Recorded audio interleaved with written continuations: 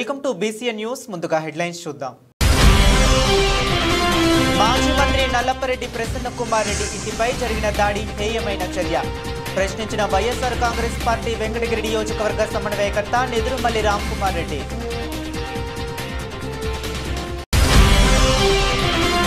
కోటపట్టణంలో వెలసి ఉన్న శ్రీ శ్రీ శ్రీ కోటమ్మ తల్లి అమ్మవారి ఆలయంలో పూజలు. ఆలయ ధర్మకర్త నల్లపరెడ్డి జగన్మోహన్ రెడ్డి, లక్ష్మీ కవితమ్మ దంపతుల ఆధ్వర్యంలో అమ్మవారికి ప్రత్యేక అలంకరణ.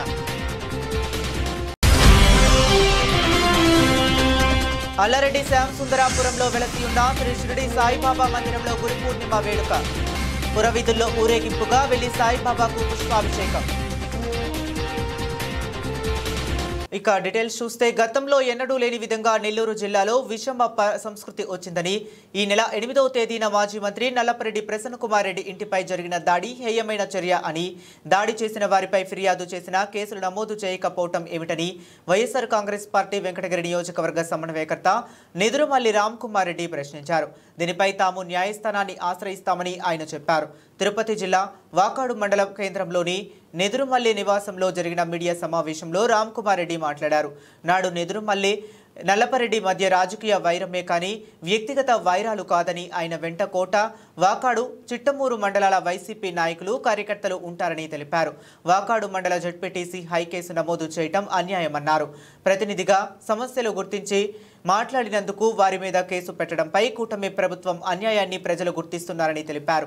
ఈ కార్యక్రమంలో నెదురుమల్లి హిమకుమార్ రెడ్డి, జడ్పీటీసీ రామకృష్ణ, దేవారెడ్డి నాగూరెడ్డి, పాపారెడ్డి రాజశేఖర్ రెడ్డి, శ్రీహరిరెడ్డి, మధురెడ్డి, షనీల్ కుమార్ రెడ్డి, గూడూరు సుధాకర్ రెడ్డి, కోట, వాకాడు, చిట్టమూరు వైసీపీ నాయకులు, కార్యకర్తలు పాల్గొన్నారు.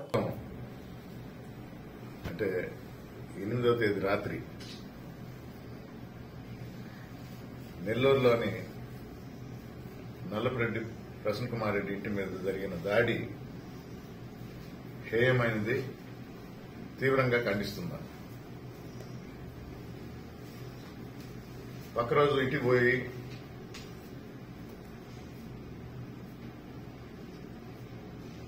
ఎనిమిదవ తేదీ వైఎస్ రాజశేఖర రెడ్డి గారి జయంతి రోజు ప్రోగ్రాం లాంచ్ ఉంటే మిథున్ రెడ్డి గారు వచ్చారు. ఆ రోజు రాత్రి ప్రోగ్రాం అయిన తర్వాత అందరం కలిసి ప్రసన్న కుమార్ రెడ్డి ఇంటికి పోవడం జరిగింది. అంతకు ముందర రాత్రి జరిగిన దాడి గురించి తెలుసుకుందామని. ఇంట్లో ప్రతి వస్తువుని ధ్వంసం చేశారు.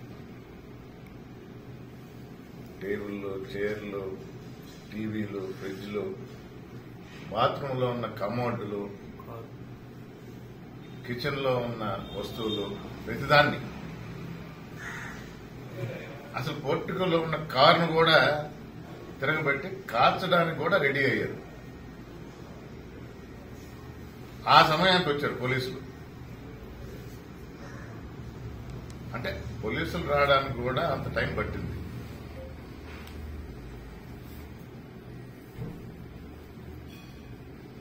రొట్టెల పండుగ జరుగుతుంది. కోటివేటు దూరంలో పోలీసులు ఉండారు. మొత్తం 3,000 పైన పోలీసులు ఉన్నారు. వీడియోలో చూసాం. అంటే చాలా తెలివిగా వచ్చి రాగానే సీసీటీవీలు పగలగొట్టడం, ఉన్న రికార్డింగ్ బాక్స్ కూడా తీసుకుని పోయారు. చాలా ప్లాంట్ గా, పద్ధతిగా ప్రసన్న కుమార్ రెడ్డిని అంతం చేయాలి అనే ఉద్దేశంతోనే వచ్చినట్టు చాలా స్పష్టంగా కనబడుతుంది. అదృష్టవశాత్తు దేవుని దయ వల్ల ఆయన పని మీద బయటికి పోవడం జరిగింది. ఆయన గాని, ఆయన కొడుకు గాని అలా బతికారు. వారు అమ్మున్నారు. నల్లపరెడ్డి శ్రీనివాసరెడ్డి గారి సతీమణి. ఆమెతో మాట్లాడుతున్నప్పుడు ఆమె కూడా చెప్పింది ఇదే విషయం. అబ్బాయి గుర్తుందా, పాత రోజులు కోట, వాకాడు, నల్లపరెడ్డి, నెదురుమల్లి ఎన్నో మాటలు మాట్లాడుకునేవాళ్ళం. కానీ మళ్ళా బయట కలిసినప్పుడు పలకరించుకునేవాళ్ళం. పార్టీ పరంగా ఇష్యూస్ ఉన్నా ప్రజల కోసం, మన వెంటుండే అభిమానుల కోసం, మన ప్రజల కోసం ఫైట్ చేయడం జరిగేది. కానీ ఇలాంటి దాడులు అనేది నెల్లూరు జిల్లాలోనే వెళ్ళ హేయమైన చర్య. ఎవరెవరు వచ్చారు అనేది ఇంట్లో ఉన్న సీసీటీవీలు పగలగొట్టిన బయట వాళ్ళు తీసిన ఫుటేజ్ ఉంది. అది పోలీసులకు సమర్పించడం జరిగింది. ఆ ఫుటేజ్ ప్రకారం తప్పకుండా ఎవరైతే ఈ దాడిలో పాల్గొన్నారో వాళ్ళందరి మీద చర్యలు తీసుకోవాల్సిందని పోలీస్ శాఖకు రిక్వెస్ట్ చేస్తున్నాం. కానీ అదొక ఆశ్చర్యకరమైన విషయం. ఎఫ్ఐఆర్ ఫైల్ చేయాల. పోలీసులు వచ్చిన తర్వాత కూడా ఇంట్లోపల ఉన్న వాళ్ళని బయటకు తరివారు. వీడియోలో ఉంది. అయినా ఎవరి మీద చర్యలు తీసుకోవాలా? సుమోటోగా అసలు కేసు కట్టాలా? జరిగిన విషయాన్ని తెలియజేస్తూ వీడియో రికార్డింగ్ తో పాటు ప్రసన్న కుమార్ రెడ్డి గారు, ఆయన కొడుకు రజత్ కుమార్ ఇద్దరు ఇచ్చారు. కానీ ఇప్పటి వరకు స్పందనే లేదు. అదేమన్నా అంటే అసభ్య పదజాలన వాడాడు. ఎస్, దాన్ని నేను కూడా ఖండిస్తున్నా. పర్సనల్ గా పోవడం తప్పే. కానీ రాజకీయాల్లో విమర్శలు, ప్రతి విమర్శలు అనేది ఉంటాయి.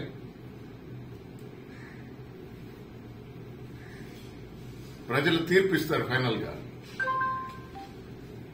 కానీ అధికారం ఉంది కదా అని చెప్పి దాడి చేసిన వాళ్ల మీద కూడా యాక్షన్ తీసుకోకపోవటం చాలా బాధాకరమైన విషయం.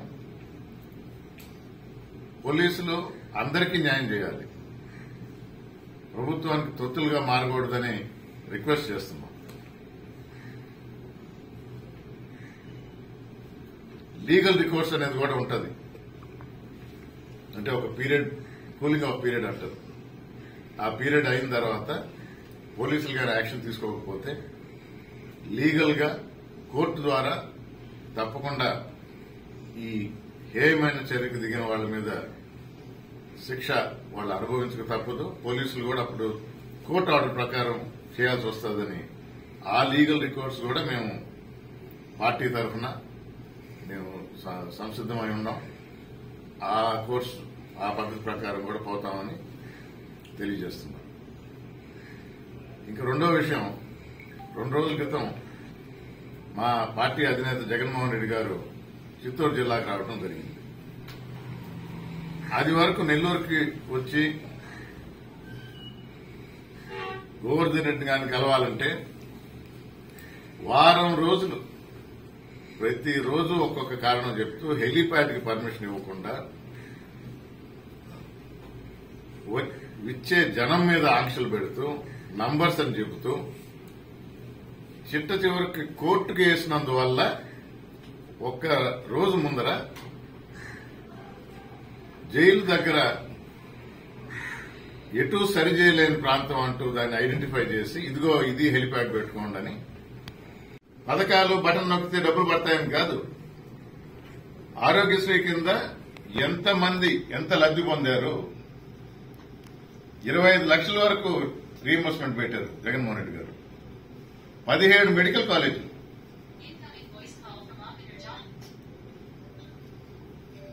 పోర్టులు.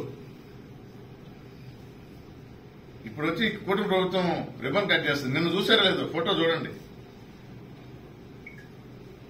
చంద్రబాబు నాయుడు గారు ముఖ్యమంత్రిగా, టీచర్ గా ఆయన రోల్, విద్యాశాఖ మంత్రి స్టూడెంట్ గా ఆయన రోల్. కానీ కూర్చుంది ఎక్కడ? నాడు నేడు కింద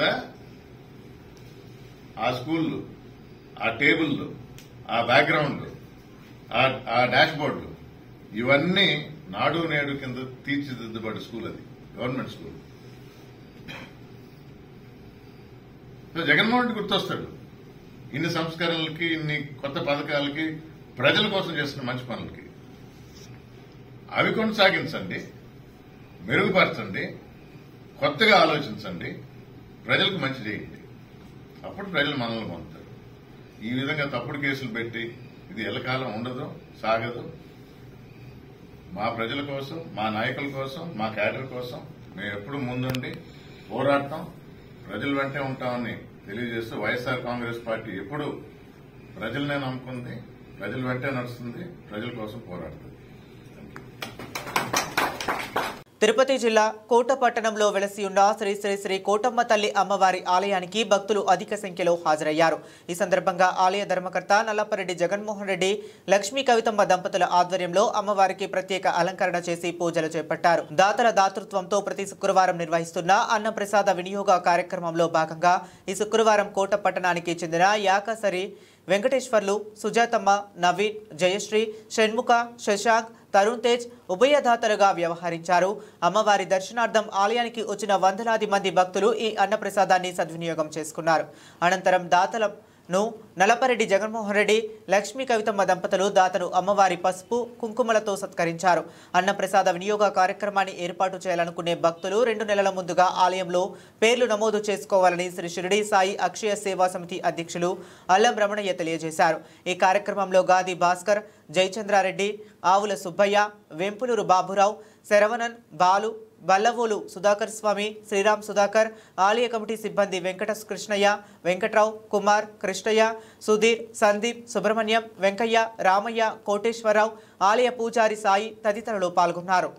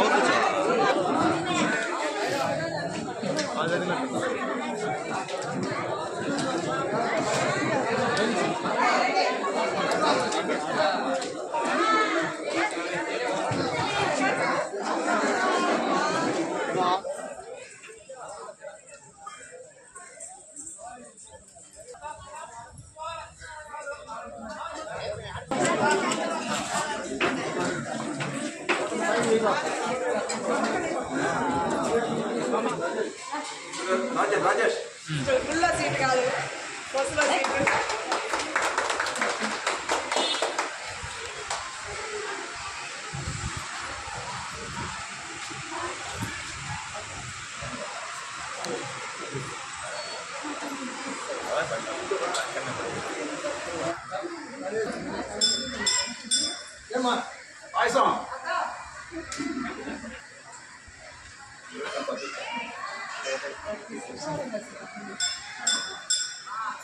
తిరుపతి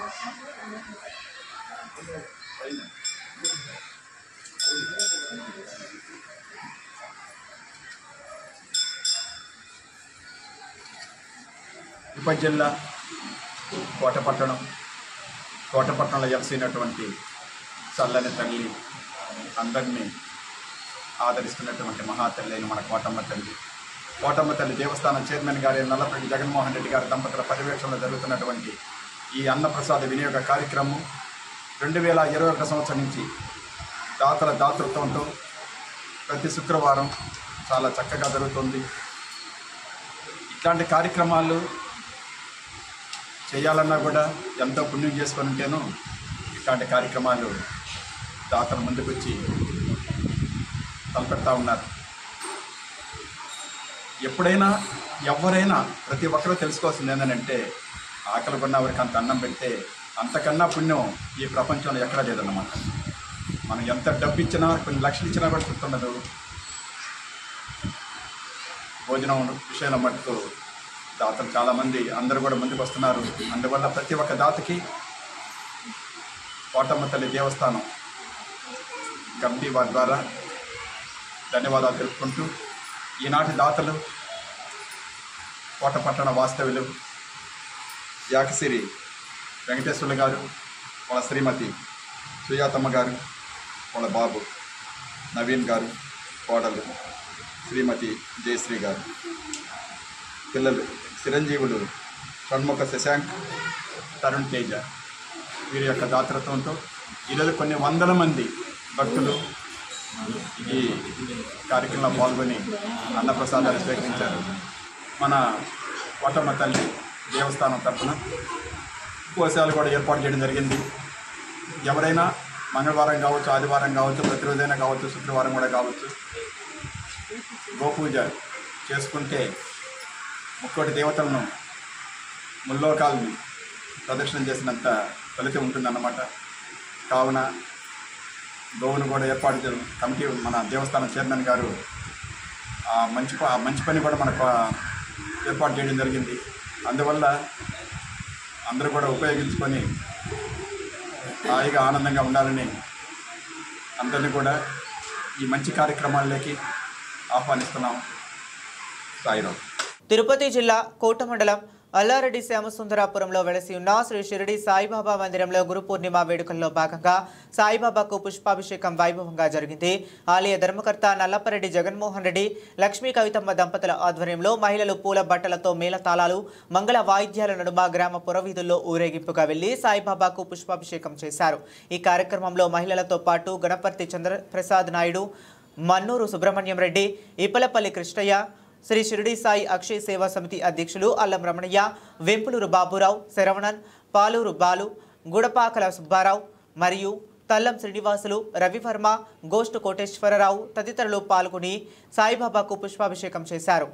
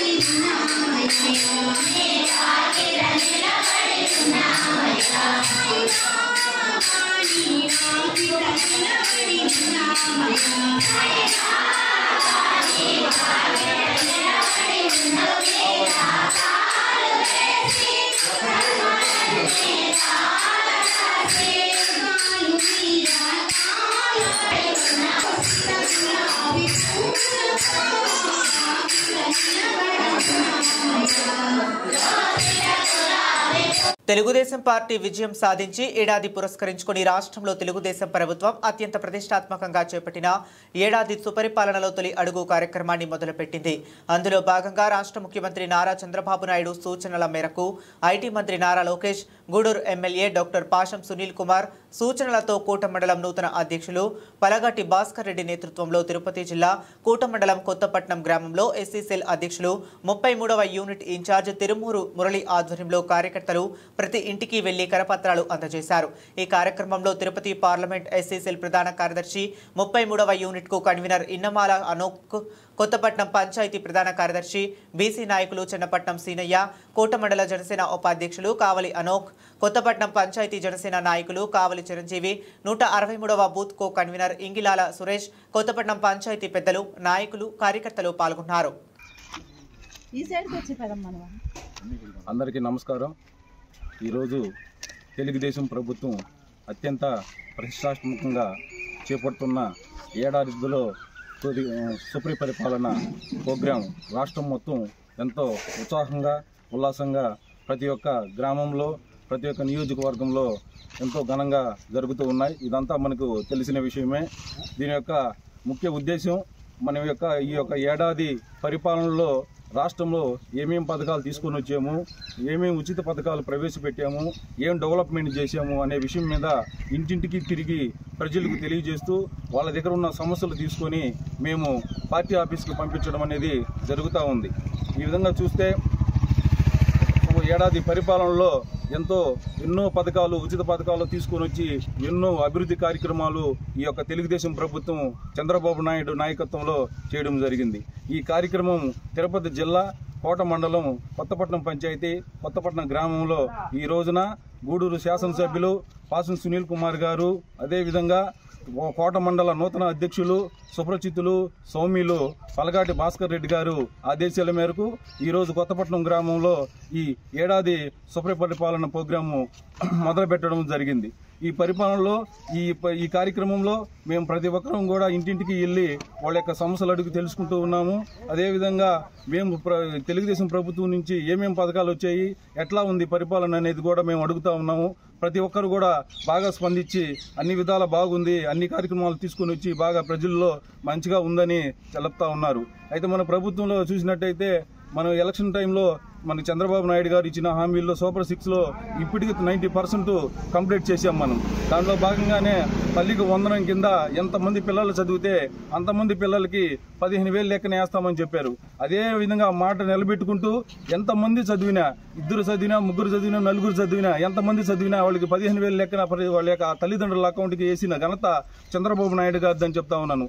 అదే జగన్ గారు ప్రతి ఒక్కరికి కూడా అమ్మఒడి ఇస్తానని చెప్పి ఆ రోజుల్లో, తర్వాత ఒక్కరికేను అది కూడా ప్రభుత్వ స్కూల్లో చదివిన వారికేనని చెప్పి మాట తప్పిన వ్యక్తి జగన్మోహన్ రెడ్డి గారని తెలియజేస్తా ఉన్నాను. దానిలో భాగంగా దీపం పథకం కింద సంవత్సరానికి 3 ఉచిత గ్యాసులు ఇవ్వడం జరిగింది. అదేవిధంగా మనం నిరుద్యోగులకి డిఎస్సి రిలీజ్ చేసి ఎగ్జామ్స్ కూడా రాయించారు. 16,400 చిల్లర దాకా పోస్టులు రిలీజ్ చేసిన ఘనత మన యొక్క చంద్రబాబు నాయుడు గారిదని తెలియజేస్తా ఉన్నాను. దానిలో భాగంగానే మనకు వృద్ధులకి పింఛన్ ఇచ్చే ప్రోగ్రాంలో గెలిచిన ఆయన జగన్మోహన్ రెడ్డి గారు అప్పుడు చెప్పారు, నేను గెలవంగానే మీకు తెలుగుదేశం ప్రభుత్వంలో 2,000 ఉన్న పింఛన్ని నేను 3,000 చేస్తానన్నాడు.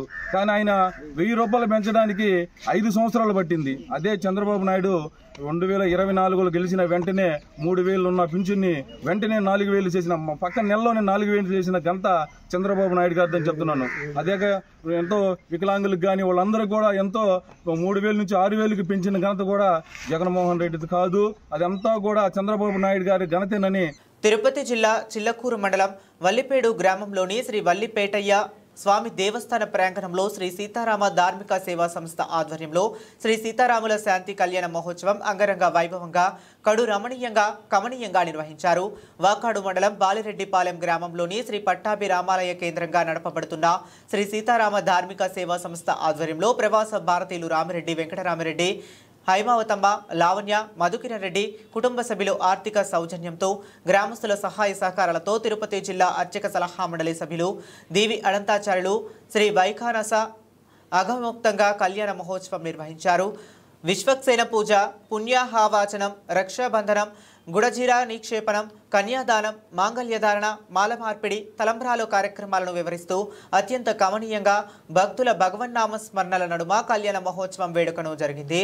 లేబూరు సాయి బృందం నాదస్వర కచేరీ, విద్వాన్ వరద వెంకట సుబ్రహ్మణ్య వినోద్ అన్నమాచార్య కీర్తనలు భక్తులను అలరించాయి. ఈ కార్యక్రమంలో విశ్వాంత ఉపాధ్యాయులు పివిఎస్ నారాయణరావు, ముచ్చకాల నందకుమార్, సూర్తాని మధుసూదన్, బిరదవోలు మహిదర్ రెడ్డి తదితరులు పాల్గొన్నారు. తిరుపతి జిల్లా వాకాడు మండలం బాలిరెడ్డిపాలెం గ్రామంలోని శ్రీ పట్టాభిరామాలయం కేంద్రంగా నడపబడుతున్న శ్రీ సీతారామ ధార్మిక సేవా సంస్థ ఆధ్వర్యంలో ఈరోజు ప్రవాస భారతీయులు చూపాల గోత్రోద్భవులు శ్రీయుతులు రామిరెడ్డి, వెంకటరామిరెడ్డి, శ్రీమతి హైమావతమ్మ దంపతులు, వారి కుమారుడు, కుమార్తె లావణ్య, మధుకిరణ్ రెడ్డిలు, వారి మనమ సంతానం లోకేష్ కుమార్ రెడ్డి, మాలతి, సుచరిత్ రెడ్డిల ఆర్థిక సౌజన్యంతో శ్రీ సీతారాముల కళ్యాణ మహోత్సవం అంగరంగ వైభవంగా జరుపుకుంటూ ఉన్నాం.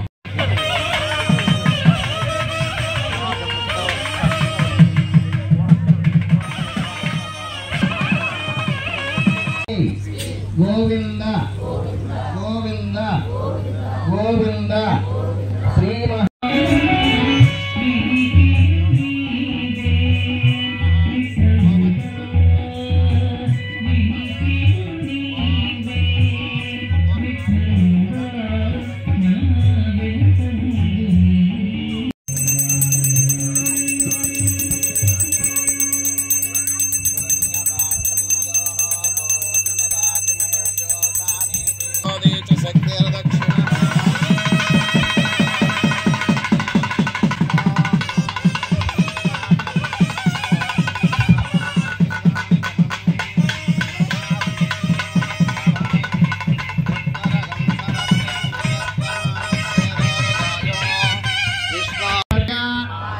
యౌవన కౌమార వార్ధకేషు రహసే ప్రకాశే చ ఆవృత్త అనావృత్త మహా పాపగాది సమస్త దురిత క్షయార్థం దశ పూర్వేషాం దశ అపరేషాం మత్తు వంశానాం మాతృ వంశ దేవ్యా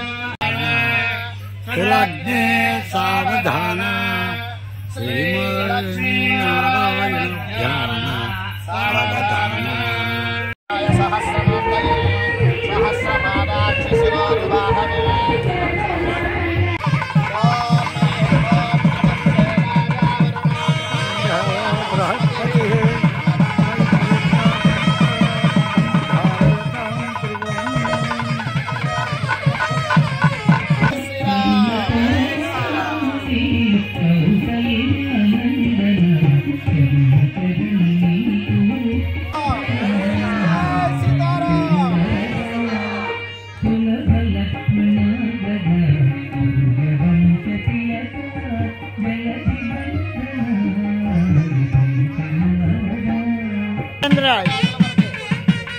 లోపలే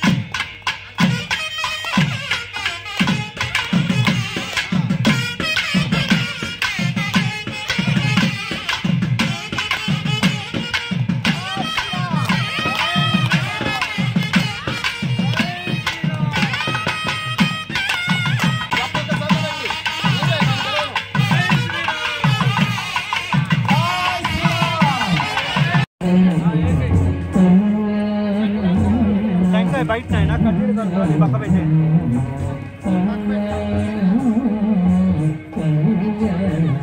అయ్యా పైన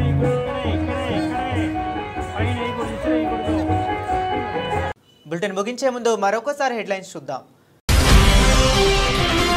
మాజీ మంత్రి నల్లపరెడ్డి ప్రసన్న కుమార్ రెడ్డి ఇంటిపై జరిగిన దాడి హేయమైన చర్య. ప్రశ్నించిన వైఎస్ఆర్ కాంగ్రెస్ పార్టీ వెంకటగిరి నియోజకవర్గ సమన్వయకర్త నెదురుమల్లి రామ్ కుమార్ రెడ్డి.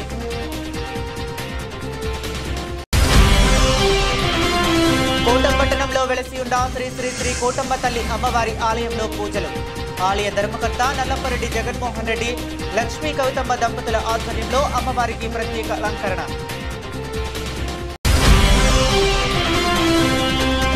అల్లారెడ్డి శ్యామ్ సుందరాపురంలో వెలసి ఉన్న శ్రీ షిరిడి సాయిబాబా మందిరంలో గురు పూర్ణిమ వేడుక.